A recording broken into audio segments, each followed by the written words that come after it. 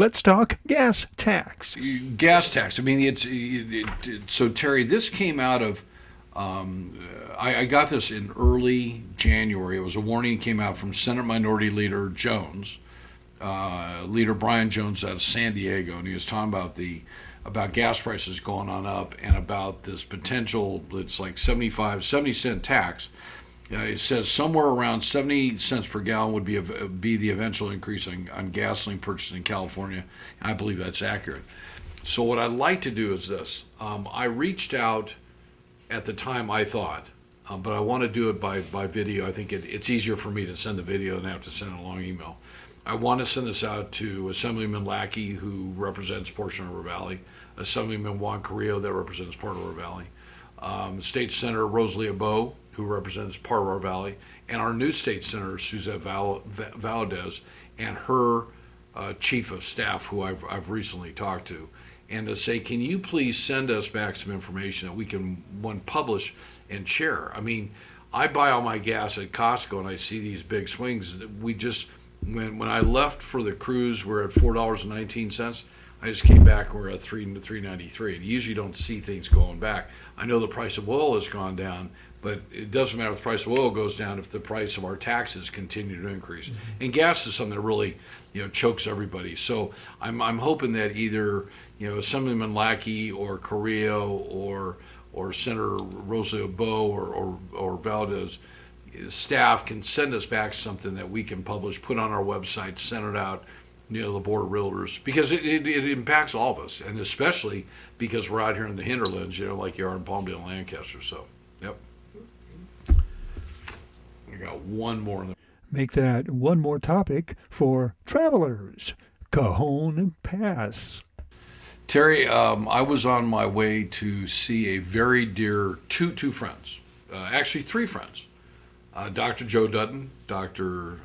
Joe Dutton, who's married to Ted Dutton, and many people in the Inland Empire know Ted, a great person, a great supporter of Republican politics, a well-known business person. Dr. Joe had her doctorate and was at Riverside. And somebody who I had never met, but we've been close friends for 20 years. His name is Jay Wall. He's down in Houston. So Deb and I went to Houston, Texas. Ted is 95 years old. I want to be sure that I didn't have that I had a chance to spend some time with him, and we did. We had a great time. We really had a great time. I want to go back. But when we get to the Ontario airport, I'm in line, and who do I run into but my friend Ron Harris and his wife Debbie. And I think Ron's told me that he was a student of yours at one time, and we ran into each other at the Ontario airport. And so we got done checking in. We got done talking. He wanted to know about the economy, and then he said to me, you know Tom Pennard really well. And I mean, everybody knows Tom Pennard. I mean, if you're up here for a period of time, you don't know Tom Pennard well, or if Tom Pennard doesn't know you, then you got a problem. So he said, yeah, and he says, Tom, Tom's splitting his time between Rancho Mirage and his place, and he's still frustrated like all of us about the Cajon Pass. And do you have any ideas?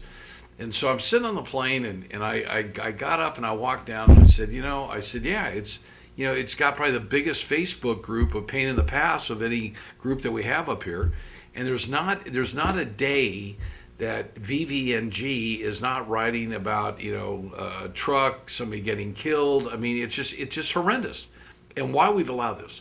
So he said to me, would you get involved with this? And I said, only if Tom gets involved, and only if you get involved.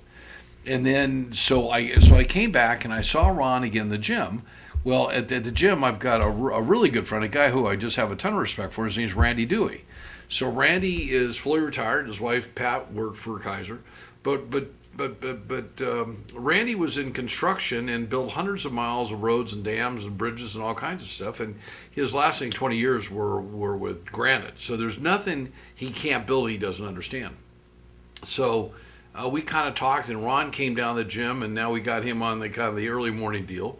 And so we've agreed that Tom and I, the four of us, are going to meet sometime in the middle of May and drive the not only the Cajon Pass, but Cajon Boulevard. So Tom Pennard has had an idea about what to do with Cajon Boulevard for the longest period of time. And while he's had traction, a lot of conversations with a lot of our former supervisors, including Supervisor Lovingood and former supervisors, he's kind of at a point where before he closes his eyes, that he wants to see something done.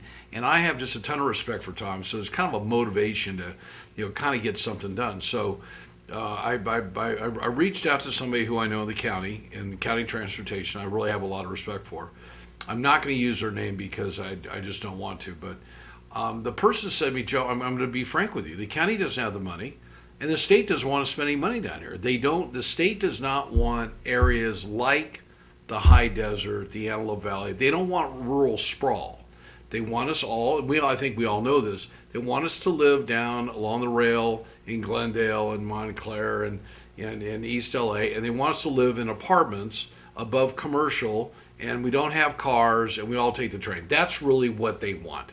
And well, that's not going to happen. I mean, because people can't afford to live down there, and they want to live out here. So how do we do this? So, I've had multiple conversations with Ron, and we're working on a joint deal where Tom puts together kind of an overview. And then, so I reached out to our newest senator, Senator Suzette Valledares. Hopefully I got it pronounced it right. And we talked. I texted her. She called me right back. And my first question was, I said, you just got elected. Congrats. Do you plan on running again? She goes, absolutely. I said, well, then here, I got a proposition for you. You might be the person who can help. So what this person at the county said to me is, Joe, you've got to get your state leaders. So you got to get Tom Lackey, you've got to get Juan Carrillo, you've got to get Suzette, Senator Suzette, and Senator Bogh together, and together that hopefully something can happen.